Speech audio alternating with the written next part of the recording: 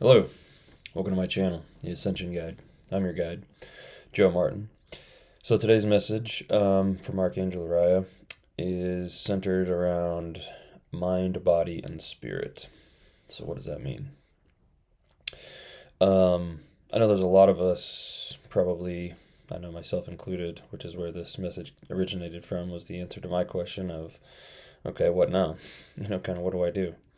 Um, there is this sort of still inward journey, I believe, which never ends for any of us, um, but that is still needing to take place within myself before we can move to the next phase of helping others. And I think this, as we see every day, there's new things that are coming about, and more people are waking up, and so on and so forth. So, the services will be needed in the future, but I also think people understanding how to a lot of this involves, all of this is taking care of yourself, and getting yourself to the point that you understand what's happening and how to take care of yourself and get to that point. So through that, and how to kind of pass the time in some ways, but just kind of the general sense of question of what should I be doing at this point. I don't feel like I'm doing as much as I can, but I know that there's reasons for that. um, but anyways, so mind, body, and spirit. Every day we should be looking at ways to improve those three things, work on those three things, and for each of us, it's going to mean something different. Um, so one of the reasons why, and it was explained to me, um, is if you're not in control of your body controls you. If you're not in control of your mind, your mind controls you. And when you're in control of your body and your mind, then your spirit can flourish. So it's a constant daily battle and an effort on our part to control the body and control the mind. So, pertaining to the mind, they said it's okay to let the mind to wander and be free, but don't let it control thee. It's kind of their clever way of putting it. So basically, what that means is, we should be in charge of our thoughts. As soon as we start to realize that our thoughts are controlling us, or our emotions, or how we react to the world, then we should take the power back, understand what's happening, and clear our minds and take back our power of thought. And a lot of people aren't there yet. A lot of people don't even realize that this is a possibility, to be in control of your own thoughts, to be in control of your mind. And prior to last July, I would probably be one of them. And now, through learning different techniques and understanding, and one of the first things is being aware of the thought, right? Is being able to detach from the thought that it's not you happening, that this is a external process that's happening. And so when you can do that, then you can make it thought or stop. One of the basic ways to do it, that I've kind of learned, is you can start to count the words that are being said in your head, or whatever's going on. Just count them. You start to hear, you can't do this, or whatever the thought loop, thought cycle is. If you just start to, identify it, count what's going on, it'll help to subside it, change the thought process, change the thought patterns. Meditation obviously helps. Exercise is huge. So you can kind of see how these things bleed over into one another. For instance, yoga is mind, body, and spirit all in one. You're getting all of the advantages, and that's why I highly recommend anybody getting involved in yoga. And I would attach a caveat to that also, and that is, I think yoga is awesome when you go to a class and you do it with other people and you're following along somebody, or you're watching a video, or any of those things. I think you still get a huge benefit from it. But when you can do yoga on your own and tap into your own body and whoever else you're in contact with, and they can lead you through it, and you can understand why you're doing certain movements, and you can really tap in to your body and be able to breathe through things and understand what that means, and really feel the difference when you can literally make pain go away in your body through your breathing. Um, you can't always do that when you're having to follow along somebody else or watch a video or whatever it is. You can't get into those frames of mind necessarily, I don't think, as easily, at least for me personally. I know it's been much easier since I've sort of nailed down my own yoga routine, which I've posted before, one of the versions of what I do, just to give you an example. Um, but when you do that, you connect in a different way. And so I would highly recommend everybody, if you do yoga, try to do it yourself. Put on some relaxing music or tones, solfeggio tones, whatever it does for you, or, just out in nature, however that works, doesn't matter. No lyrics would be the better takeaway, to distract you. And really just focus in on your breath and your breathing and your body, and learning how you can take your awareness to different parts of your body or out of your body completely. That's one of the things that I was learning in this one of these last yoga sessions. They were showing me how to be my breath, and it sounds weird, especially for the uninitiated, but you can become your breath, and that doesn't mean, there's a difference between focusing on your breath, and you're feeling it, I'm breathing in, I'm breathing out. That's part of it. But when you can literally become that oxygen going and, rejuvenating the cells in your body, and then you feel it breathing out and going out and touching the ground and whatever's in front of you, that's when everything else disappears. That's when all the pain goes away. That's when you don't realize how long you've been sitting in a position or a pose, or you've been, doing a wall squat or whatever it is. That pain just goes away. That sense of time goes away. You become something else, and you become out of your body. And learning how to control that, now you're in control, right? Because when the pain controls you, your body tells you when to stop. But what if you're not ready? Then you need to be able to tell your body that, no, we do things on my terms. You're in control of the situation. That's what makes the spirit happy, is when it knows it's in control of both situations, right? That's when it can flourish. When you can be in control of your body. Now think of it from an, ulterior perspective also. If you are, have X, Y, Z, you can't run because you're overweight, or you can't do this. Those are all now limitations that are self-imposed.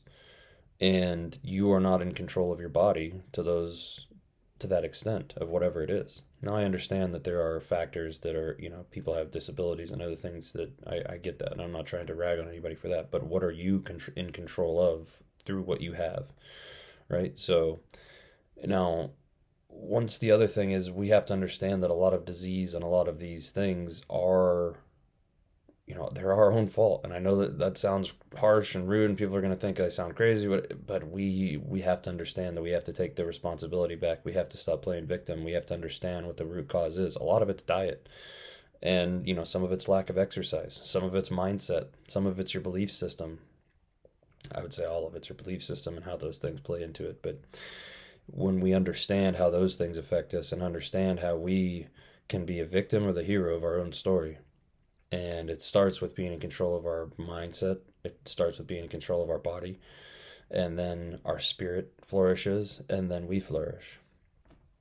So how do we take care of the mind? Meditation, yoga, exercise. And like I said, you see how these things are connected.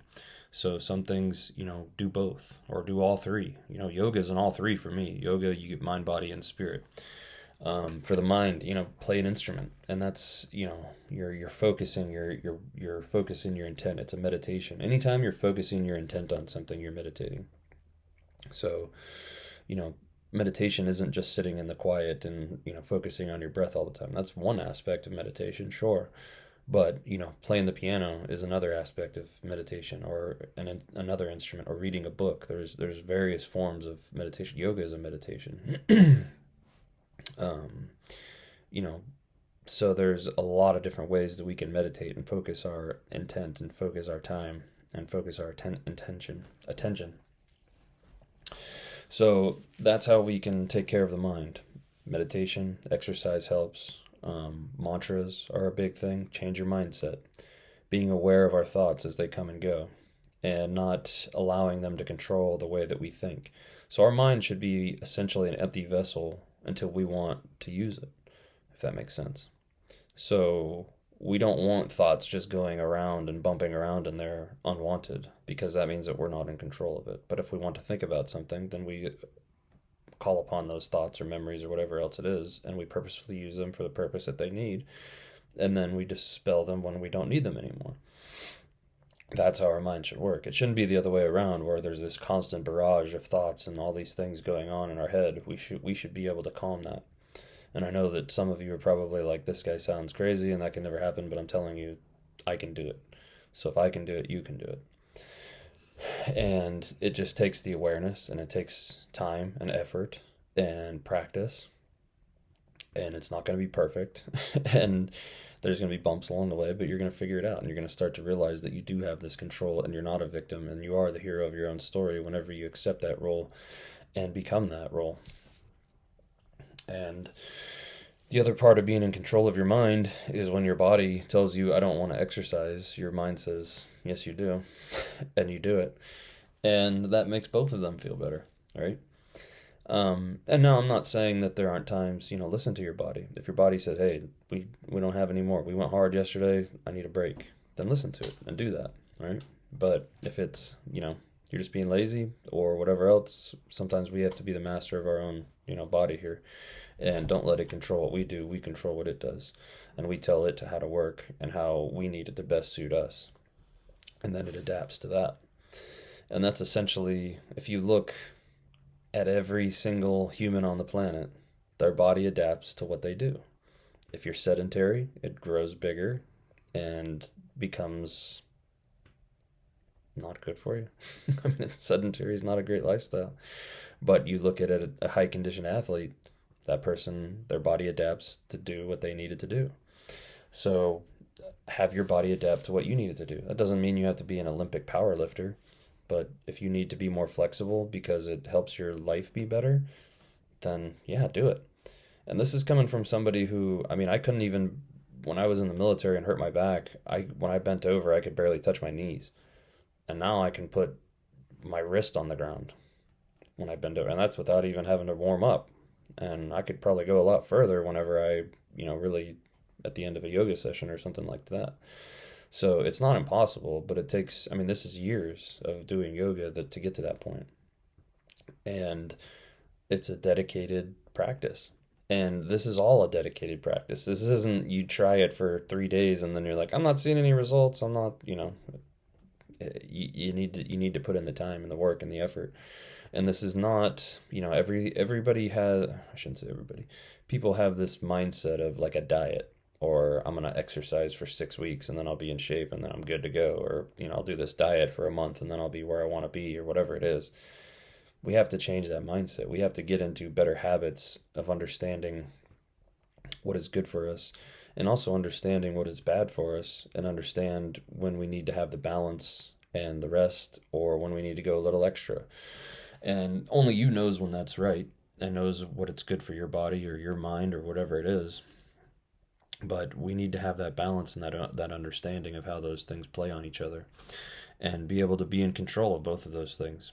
If you want your body to do something, we should be able to get it to do it eventually, right? Now, like I said, there are physical limitations in some things. But those of you who don't have those, limitations, and I'm talking about like a missing limb and stuff like a lot of things can be overcome. And that's what we're going to start finding out here in the near future.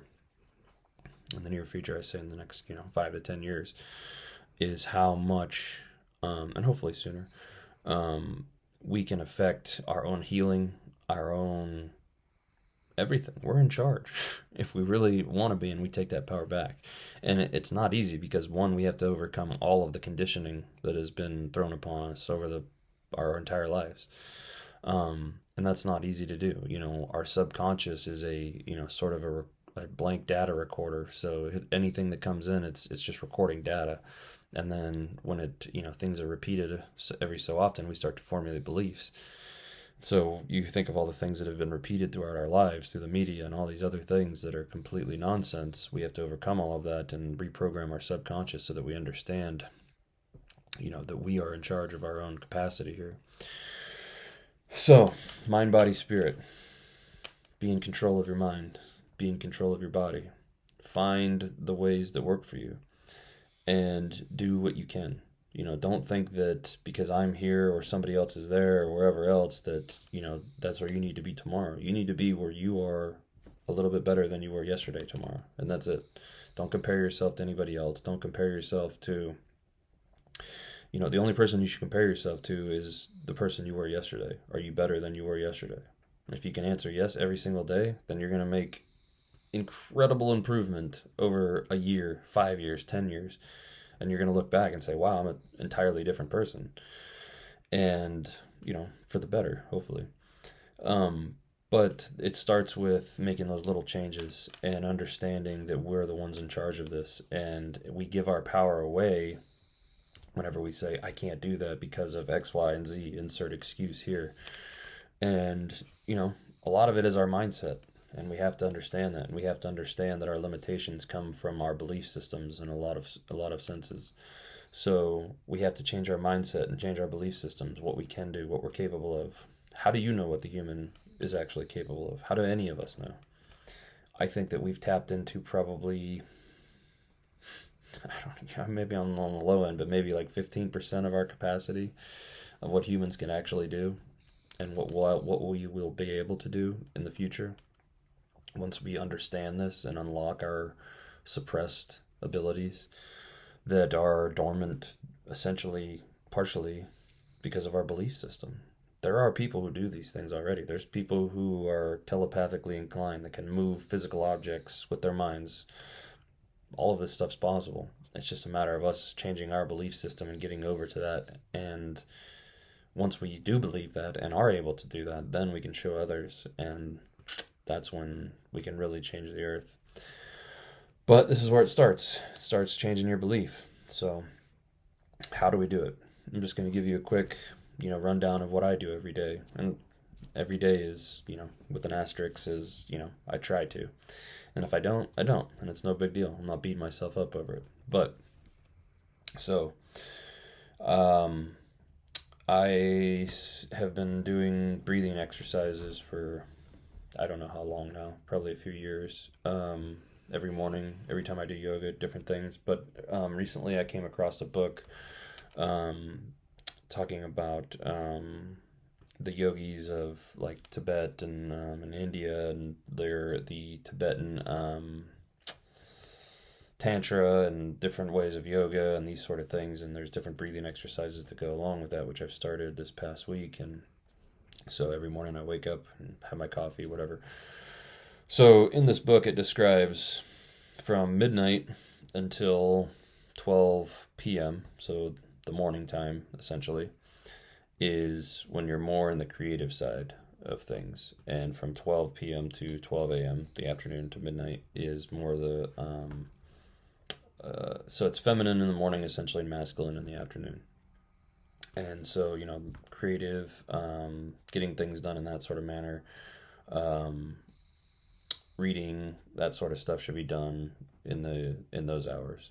That's why a lot of artists and creators and those sort of things, musicians like that, after midnight hours, it's when a lot of things get done. It's when you're in that sort of brain mindset, that energy's flowing. And then in the afternoon is when you switch. So for me, what I like to do is I'll get up, I work on my music, or I like to read in the morning. I do my breathing exercises to get me in the right mindset. And then afternoon, I will switch over and do my yoga. And then I'll meditate. Sometimes I'll meditate, then do yoga, and then meditate again. It just depends on how I'm feeling that day. And after I do that, I always finish with a cold shower. To try to, wake up the body. And, those of you who've done the cold shower, especially after doing yoga or something to that effect, you will definitely notice a difference in how good it makes you feel and awake and just replenished and that sort of thing. Now, a couple other things I'm just going to throw in little tidbits here and there. One, I fast every single day. I do at least 18 hours more recently since I did a 4-day fast. I've really just been eating once a day and kind of doing a 24-hour fast in between. And once you reprogram your body and realize how much of your hunger is programmed and not really truly what you need to survive, or when you're you're really not even that hungry. Um, like it was funny yesterday. I wanted to eat an apple, around noon because that's like the 18-hour mark, and just simply for the benefits of the vibration and the brazen up my vibration and that sort of thing on the 222 portal. But I was eating this big apple, and halfway through, I'm like, man, I don't even know if I can finish this thing. It was like, an apple. You don't think that your hunger and your programming is like that. But I used to be able to eat a giant meal at lunch if I wanted to, or even you eat breakfast and then lunch and then dinner. And now I'm struggling to get through an apple midway through the day because my stomach has adapted. My body is readjusted, and now when I'm hungry, I eat a big meal, but I usually eat one big meal a day, and that's it. So I'm getting those benefits of fasting every day. And then what I've also resolved to do is I'm going to do a 72-hour fast at least once a month, possibly once a week, depending on how I feel. But I think that that's important. Water, very important. I drink at least like 90 ounces of water a day. You should be, they say it's around half your body weight in ounces of water. So take that for what it's worth. Some people say 2/3, depending if you're more of an athlete and you're sweating out more. But staying hydrated is very important. So I always chug a big bottle of water before I do yoga, and then I chug a big bottle of water afterwards. And that way I maintain my hydration. And the other thing that definitely helps with the mind, body, spirit thing is when I'm doing my breathing exercises and getting ready, to start my yoga, as I go through different things, I just go through and, have and say my gratitudes, what I'm grateful for, family, friends, house, all the things that you're grateful for. And I think doing that reframes your mindset too. So I think they all play together. I think that having, a good foundation every day of, getting some sort of stimulation for your mind, whether it's some sort of whatever makes you happy, reading, but something to make you a little bit better. And I think something that helps you expand your horizons is definitely important, makes you think maybe differently or expands your thinking, is important to do. So think about that if you're trying to come up with some sort of routine or some sort of practice based off of what I'm saying. And I would highly encourage it. So every day think mind, body, spirit. What can I do? And listen for the answers, because your body will tell you eventually. Your mind's going to tell you what it needs, what's going to make it better, what's going to help. And I tell you, one of the things also, and I have to do it too, but it's a double-edged sword. It is the perfect idea of duality, but social media, there's a lot of us who feel this sense of responsibility to help wake people up and to help share things and to help bring about this awakening process and to help people with that and to share what we know. And through that, we can get caught up in the trap of social media. That is the other awful side of it, right? And you know what I'm talking about. So we have to be careful and balance that and make sure that it's not affecting us in a negative way. And if it is, then it's time to take a break, right? We need to be aware of what is affecting us and how it's affecting us and be able to take away those stimuli or add stimuli to make it more, cohabitable with our situation. Because through helping others, if we're depleting our own energy sources or we're making ourselves less effective, then we're not helping anybody. We're only making ourselves less effective. So we need to make sure that we're not giving away too much in the process of trying to help. We need to, and that's part of this message as well with the mind, body, spirit, is making sure that we have all that we have to give and we're not taking away and we're not replenishing, which is important. And a lot of people give a lot of energy and they feel drained and they feel, worse off than if they hadn't. And so that can eventually catch up to them saying, why am I doing this? Why am I making myself feel this way? And then, the whole snowball effect from that, when really we need you out there. We need you doing the work. We need you giving that energy, but you need to know how to protect your own energy and you need to know how to keep your own energy high. And, the other part that comes through all of this is an inner knowing and an inner belief and an inner understanding of the way things are and the way things work. And then you don't need exterior sources. You don't need external validations. You don't need these things. They're nice to get, sure. When I channel something and then, 3 weeks later it happens or someone else says something, I'm like, oh, that's awesome. But at this point, I know when I get information that it's true because, I've developed that relationship. I've developed and seen enough of the proofs along the time that I don't need that external validation anymore. So, I know this is a little bit of a long video today, not my normal, but I think this is probably more towards how the messages will be moving towards, and going forward is probably one longer one every so often as I get them or as I choose to share them, as I say.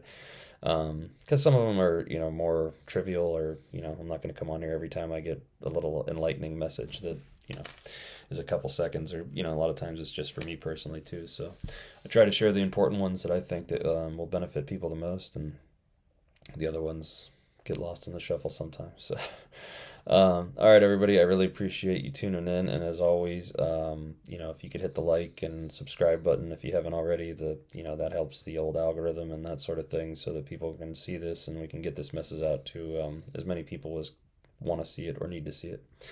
So as always, I appreciate all of you. Hope everybody is doing well through their process. I know things are getting a little crazy at this point, so take the time to take care of yourself, and that way you can help take care of others through this process. All right, everybody, till the next video, love and light.